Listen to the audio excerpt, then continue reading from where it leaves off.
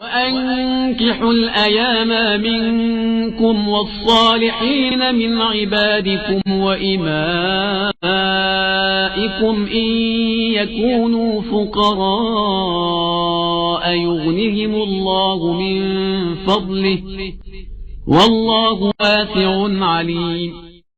اور اپنے غیر شادی شدہ آزاد افراد اور اپنے غلاموں اور کنیزوں میں سے باصلاحیت افراد کے نکاح کا اہتمام کرو کہ اگر وہ فقیر بھی ہوں گے تو خدا اپنے فضل و کرم سے انہیں مالدار بنا دے گا کہ خدا بڑی وسعت والا اور صاحب علم ہے۔ بسم اللہ الرحمن الرحیم، الحمد للہ رب العالمین وصلی اللہ علی محمد وآلہ الطاہرین ولعنۃ اللہ علی اعدائہم اجمعین الی قیام یوم الدین۔ موضوع گفتگو نکاح اور ہماری اس گفتگو کا عنوان ہے ولیمہ۔ پہلے مرحلے میں جانب توجہ دلائیں کہ ولیمہ در حقیقت ایک طرح کا کھانا ہے یا سمجھ لیں ایک ٹریٹ ہے۔ اب یہ ولیمہ اسلام میں مستحب ہے چند چیزوں کے لیے۔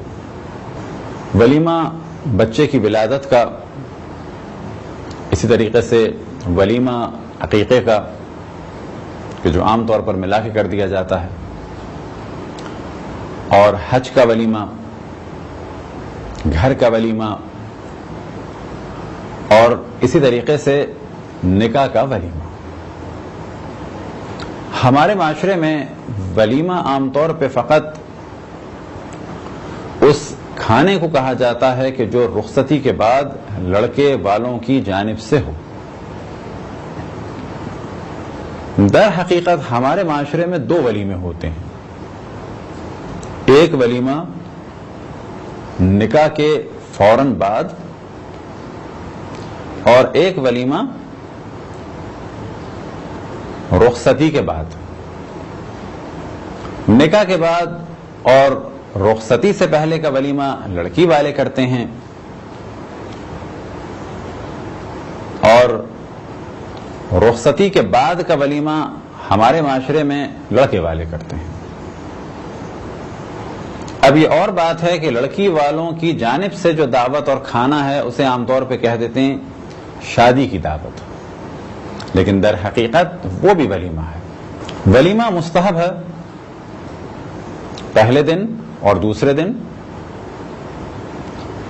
نکاح کے بعد یا زفاف یعنی رخصتی کی رات یا اس کے بعد، چاہے پہلے ہو چاہے بعد میں ہو، یہ سب ولیمے ہیں۔ تو ولیمے کے بارے میں کہا جا سکتا ہے کہ شادی کا کھانا، عقیقے کا ولیمہ یعنی عقیقے پہ ایک دعوت اور کھانا، گھر کا ولیمہ یعنی گھر بننے کے بعد گھر والوں کی جانب سے اپنے اعزاء کے لیے، دوست اور احباب کے لیے ایک دعوت۔ ان تمام دعوتوں میں اگر کچھ غربا کو شامل کیا جائے تو بہت بہتر ہے۔ اسی طریقے سے رشتہ داروں کو، ہمسائے اور احباب کو شامل کرنا بھی بہتر عمل ہے۔ تعداد کتنی ہو اس میں شرکت کرنے والوں کی، تعداد کم بھی ہو سکتی ہے، تعداد زیادہ بھی ہو سکتی ہے۔ تو پہلے مرحلے میں توجہ دلائیں کہ یہ کام مستحب ہے، واجب نہیں ہے۔ البتہ ہمارے یہاں اگر اس پر بہت زیادہ توجہ دی جاتی ہے تو وہ نہ واجب کے عنوان سے ہے، نہ مستحب کے عنوان سے ہے، بلکہ وہ ایک رسم کے عنوان سے ہے کہ لوگ کیا کہیں گے۔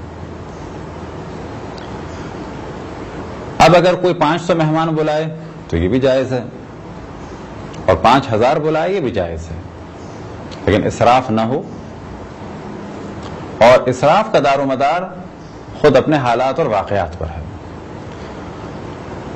بس پہلے مرحلے میں تو ایک خاص موضوع کی جانب توجہ دلائیں کہ جو ہمارے اقتصادی مشکلات ہیں، اور شادی کی راہ میں جو ایک اہم ترین مشکل ہے وہ اقتصادی پرابلم ہے۔ لڑکی والوں کے لیے بھی اقتصادی پرابلم ہے، لڑکے والوں کے لیے بھی اقتصادی پرابلم ہے۔ بس جہیز دینا جائز ہے، لینا جائز ہے، لیکن ڈیمانڈ کرنا ایک انتہائی خباثت کا کام ہے کہ جس سے بچنا چاہیے۔ اور پہلے بھی ہم توجہ دلا چکے کہ لڑکے یہ جان لیں کہ آج وہ جوان ہیں اور ایک بوڑھے پر زحمت ڈال رہے ہیں. کل ممکن ہے یہ خود 5 اور 6 بیٹیوں کے باپ بنے اور بوڑھے ہو جائیں اور انہیں کوئی ذلیل و خوار کرے. پر سب سے بہتر عمل یہ ہے کہ آج کسی کے لیے زحمت کا سبب آپ کم سے کم نہ بنیں.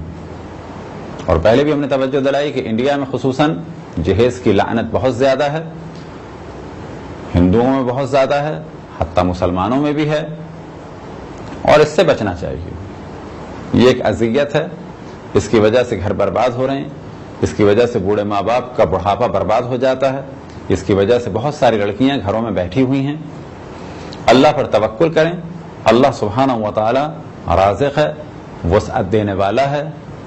عقل کو استعمال کریں، محنت کریں، اللہ پر توکل کریں اور معصومین علیہ السلام سے توسل کریں. انشاءاللہ زندگی میں برکت ہوگی. دوسرے کے مال پہ نگاہ نہ رکھیں، خصوصاً جب ان کے لیے مال دینا یا جیسا کہ موضوع گفتگو جہیز دینا مشکل ہو. تو اب ان پرابلم کا سولوشن نکالنا چاہیے تاکہ شادیاں سستی اور آسان ہو جائیں. اب ہمارے معاشرے میں ظاہر ایک یہ بھی پرابلم ہے کہ کچھ رشتہ دار لڑکی والوں کے ہیں، کچھ رشتہ دار لڑکے والوں کے ہیں. اگر اسلامی اعتبار سے دیکھا جائے تو ولیمے کا اہتمام مولا امیر المؤمنین نے کیا اور اس میں سب نے شرکت کی. اب یہاں پر اسلام نے تاکید نہیں کی ہے کہ لڑکی والے نہیں کر سکتے. کہا جائے گا بہتر تو یہی ہے کہ لڑکی والے رخصت کر دیں، لڑکے والے ولیمہ کریں. اگر رسول اللہ صلی اللہ علیہ وسلم، مولا امیر المؤمنین اور جناب سیدہ کی سنت پر عمل کرنا ہے تو پھر یہی کرنا ہوگا. لیکن اب کیونکہ مہمانوں کی تعداد بہت زیادہ ہے تو ایک اس کا سلوشن ہے کہ جسے ہم بعض دفعہ نکاح کی تقاریب میں ڈسکس کرتے ہیں، اور وہ یہ کہ ایک تقریب ہو، اور جیسا کہ ہم نے توجہ دلائی کہ ولیمہ نکاح کے بعد بھی ہو سکتا ہے اور رخصتی سے پہلے بھی ہو سکتا ہے اور رخصتی کے بعد بھی ہو سکتا ہے. اور ولیمے کے اصل معنی ہے کچھ مہمانوں کو کھانا کھلانا. اب یہ کچھ غریب بھی ہوں اس میں اور باقی عزیز ہوں، رشتہ دار ہوں، ہمسائے ہوں اور احباب ہوں. تعداد کتنی ہو معین نہیں. بس اب ایک اچھا کام کیا جا سکتا ہے، وہ یہ کہ لڑکی والے اور لڑکے والے مل کے ڈنر دے دیں. کچھ ان کے رشتہ دار مشترک ہوں گے جو ڈسکس ہو جائے گا، کچھ احباب اور رشتہ دار الگ الگ ہوں گے. اب اگر ایک تقریب ممکن ہے تو بہت اچھا ہے، لیکن اگر ایک تقریب بھی ممکن نہیں ہے، پرابلم ہو رہے ہیں، تو اسلامی تعلیم یہ ہے کہ اس وقت نکاح کر دیا جائے سستے سے سستے طریقے سے اور آسان سے آسان روش پر عمل کرتے ہوئے. فقط کھانے کے لیے اور چند لوگوں کو بلانے کے لیے لیٹ نہ کیا جائے. اب شادی میں شرکت کرنے والے بھی اس کام کو اپریشیٹ کریں اور جن کو نہیں بلایا وہ بھی اپریشیٹ کریں کہ صحیح ہے آپ نے ہمیں نہیں بلایا اور واقعی یہ ایک مجبوری ہے، کوئی ہمارا آپ سے شکوہ نہیں ہے اور ایسا کرنا چاہیے تاکہ بچوں کی شادیاں ہو جائیں. فقط مہمانوں کی وجہ سے، ولیموں کی وجہ سے، کھانوں کی وجہ سے شادیاں لیٹ نہ ہوں. تو ایک سولوشن تو یہ ہے کہ مل کے کر لیں کہ جو کر سکتے ہیں. اب یہ کہ اگر پیسہ ہے تو یہ پیسہ لڑکی لڑکے کو دیں، کام آئے گا. پیسہ ماں باپ کے پاس رہے، ان کے بھی کام آئے گا. اور پھر ہم توجہ دلائیں کہ جن کی 3-3 4-4 بیٹیاں ہیں، ایک کا کھانا کرنا ممکن نہیں رہتا، چاہے جائے کہ 4-4 شادیوں کے کھانے ہوں الگ، اور اسی طریقے سے پھر جو پہلے کی تقریبات ہیں ان کے کھانے ہوں. تو ان چیزوں کو کنٹرول کیا جائے. گو کہ ہم نے کہا کہ اس قسم کے کھانے جائز ہیں، چاہے مہندی کے ہوں چاہے مانجے کے ہوں، لیکن بہتر یہ ہے کہ انہیں کنٹرول کیا جائے تاکہ لوگ زحمت سے بچیں.